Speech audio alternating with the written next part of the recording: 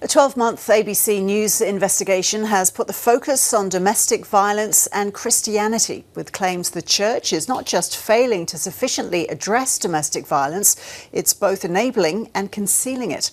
Julia Baird is behind the investigation and joins us in the studio now, along with Anglican priest Michael Jensen. Welcome both. Julia, can I start with you? Why did you think it was important to look at domestic violence through this lens of Christianity?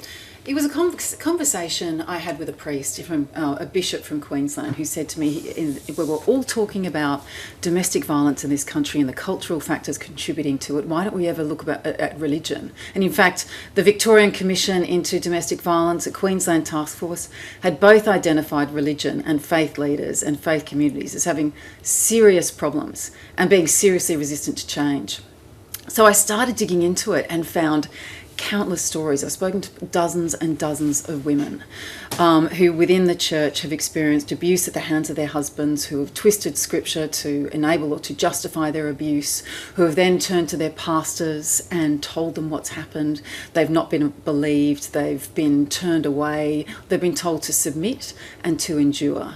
And because of that, they've ended up leaving the church, and the perpetrator, which in some of the cases I've spoken to has actually been in church leadership as a priest, stays within the church and the woman leaves.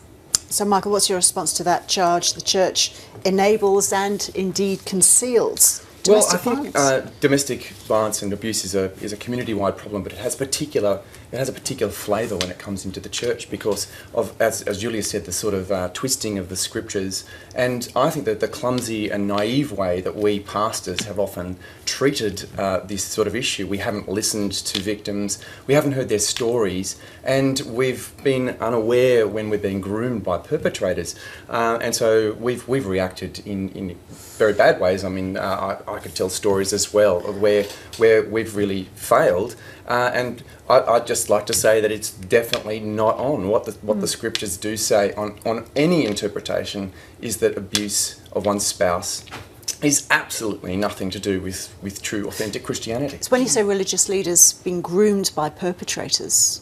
What I mean is in a situation in a church community, the abuser will often use the minister as a sort of as an ally. So we'll of course speak to the minister and gain the minister's allegiance, and it's taken courageous victims to speak out to make people like me aware of that sort of pattern of behaviour, so that I'm much more attuned to when there might be, there's a marriage difficulty, when there might be abuse going on. Michael, obviously acknowledging what's happening, but did you find overall that churches were open and willing to talk about this? I found a great defensiveness in talking about it and a very piecemeal approach to looking at it. There might be the odd task force or a random protocol or some counselling available. There was no real urgency, no real listening to the women. In what one woman I've spoken to, who's on 7:30 tonight on a story I've done for them about it, describes as an abuser-friendly culture within churches.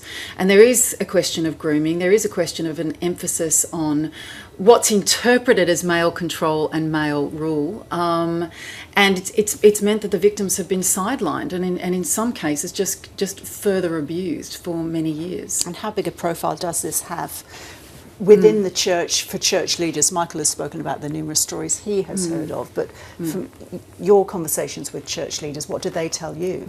This is part of the problem with, again, when I speak to a question of the urgency of it, is a lack of serious collection of data about this. What we do know from a Queensland study found that 1 in 5 perpetrators of domestic violence go to church.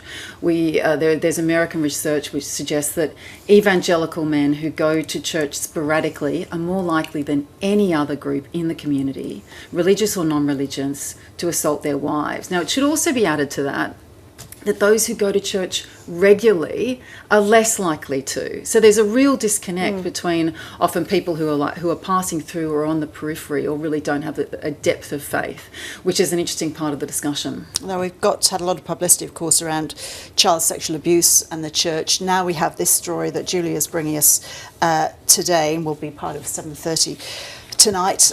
Again, more stories of the church not protecting the vulnerable. Well, this is a moment in which we can do what we're actually called to do and protect the vulnerable, and I'd like to see actually this story reversed and stories about churches being great safe havens for people who are vulnerable and experiencing abuse. I think we could be amazing in this space if we actually listened to our own message and believed it. And that's going to take work, and it's going to take self-scrutiny. I mean, some of that's going on. I'm pleased to say in my own sphere there's a discussion going on, not fast enough, not enough, but it is beginning, and I think there's a sort of openness to look at the way we speak.